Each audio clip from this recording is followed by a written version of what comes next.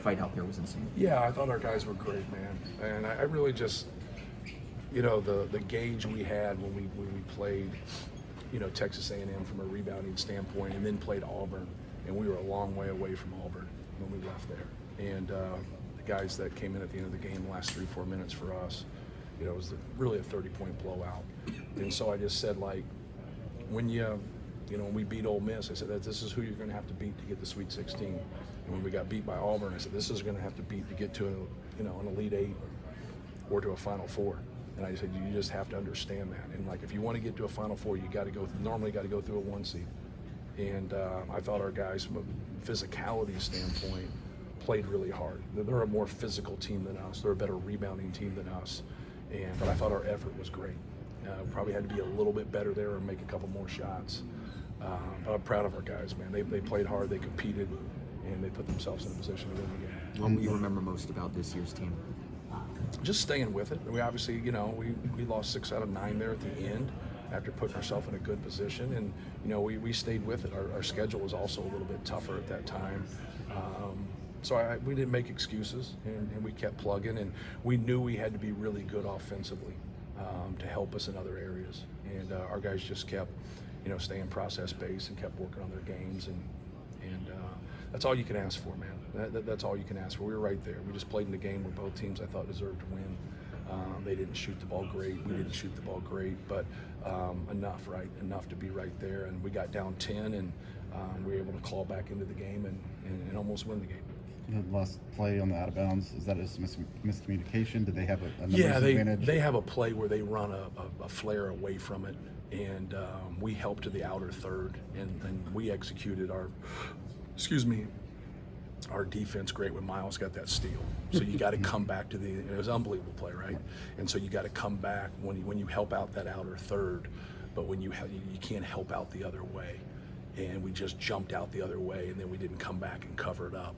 And that's what we had talked about, like what they were running and what they were doing. And so just miscommunication, however you want to look at it, but it's just unfortunate, right? You work really hard, and our guys tried to tell them, even though you magnify the last play, but made a lot of great plays in the game. Made a lot of great plays defensively, made a lot of great plays offensively, and it's just unfortunate it came down to that. You have the one senior, you lose National Player of the Year, you lose Lance, Mason, Ethan, all these guys who were part of the the winningest class ever, and you're one play away from knocking off the number 1 seed. It's got to be a good sign for, theoretically, all the guys that could come back.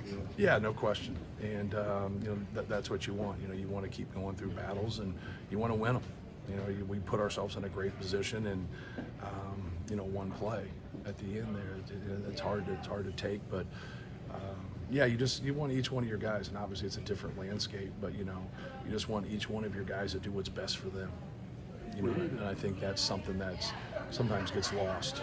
Like don't do what you want to do, like do what's best for you, and if that's what's best for you to stay, then great. If that's what's best for you to go someplace else, then great. That's But I know this: we'll have a good team next year, and we'll be competitive. And you just try to learn from some of these tough losses.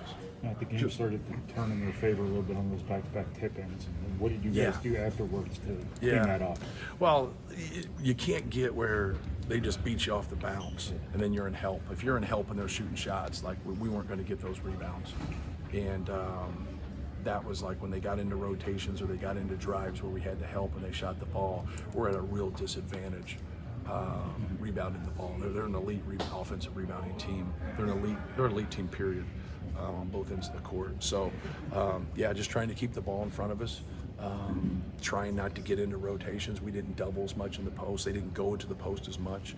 I thought we had some good traps early in the game. A couple times we were late, and then they had some of those step-in threes. Like that's what kills you, man. They get those offensive tap-backs and those step-in threes, man. Seems like they never miss. Matt, how did Braden, TKR, and Fletcher grow this year? I think just, Zach was such a big piece on both ends for us. And just, having more responsibility. Braden and, TK are guys that lead by example more than anything. Doesn't mean that they're not communicating like what's going on or whatever. Fletch talks more. But they all three got, great basketball IQs, and understand the game. But just getting better in all areas. But just you're more accountable. Like you lean on somebody like a Zach Edey, and now we had to lean on them, and they made great strides on both ends of the floor. How much do you think the perception of Purdue nationally, going to the championship last year, putting up this fight today, how has it just taken off over the last 5-10 years? You want to see guys, get better and improve. So like you look at our young guys that are freshmen to where they, played at the end of the year, and it's harder for them, especially the guys that don't play as much, or the guys that come off the bench. But you see guys going from their freshman to sophomore year and making strides and making improvements. So I think that's what you have to look at. Like, do your players get better? Do they develop? Do they improve? And sometimes it's hard when you're maybe not in the role that you quite want to be, and that's for every coach and every team in the country. But I think that's the outlook of our team. Like, we continue to get better, we continue to grow, and you got to be great collectively. And I thought today we were great collectively, and not perfect, but that's what you want. You just want to keep getting better and improving your program. And because ultimately, like, we don't need to go out and get like a different player. Like, we just need to keep getting the same guys with the same character and the same makeup that we've been getting. We do need more physicality. That's what we need. And that's not their fault. That's my fault. We need to have a more physical team, and hopefully that's what we'll make some moves. I'm sorry, what's your process now in terms of when you sit down with the guys? Yeah, I'll talk with everybody on Monday, Sunday or Monday. So I know today's Things Saturday. got to start happening pretty quick nowadays, don't they? Yes, yeah. Normally, you get like 2 weeks off, which they'll get 2 weeks off, but you get that 2 weeks off, and then you kind of like, find your way into talking to each one of your guys at that time. But now it's a lot different. You got to be able to sit down and talk, and some of them might not be there yet. But you just be frank and be honest and kind of talk about the way things are going forward. But if you don't like where you are, like, improve, like, get better. Like, and I think that's the one thing that we've tried to do with guys is like, dominate the summer, dominate the fall, like, get yourself in a better position than you are. Don't look like you're stuck like where you are. Don't look at like, this is the best I can do. I came off the bench. No, don't look at it that way. Like, no one's been promised anything in our program. Like get to work, get stronger, get quicker, get better, and just keep plugging. That's what our program's been about. I know that these were happening, I think, at the other end of the floor from you, but a couple plays that go against you guys late, out of bounds. Was there any communication as far as, can they look at those again? No, you can't look at those again. Under 2 minutes, you can't. So I didn't like just collaborate, just go help each other. It gets difficult. You get bodies banging and things go on. You're going to make some mistakes, but like help each other out. And then it didn't seem like they just were going to live with the call, and but that's part of it. Like, you get calls that go for you, you get calls that go against you.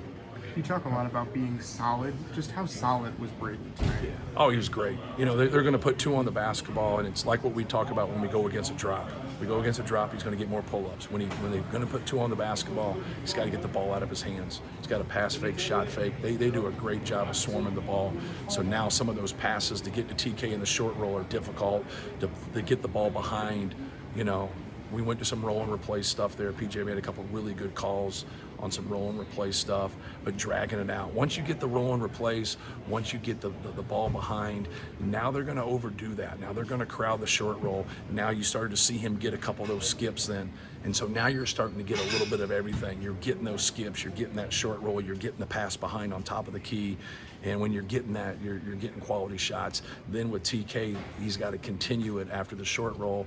Then we would get a post up or 2. We wanted to invite that double. We just felt like, even though they're traps or they're high hedges or they're corrals, however you want to say it, in ball screens or in the post right there, they're putting 2 on the basketball. I think they're an elite defensive team. We want 2 on the basketball, so now we can get the ball moving. You saw Fletch get some closeouts and attack them in the first half. He's not going to attack those straight up. All right, he's got to get that advantageous scenario where he can, go with the basketball there.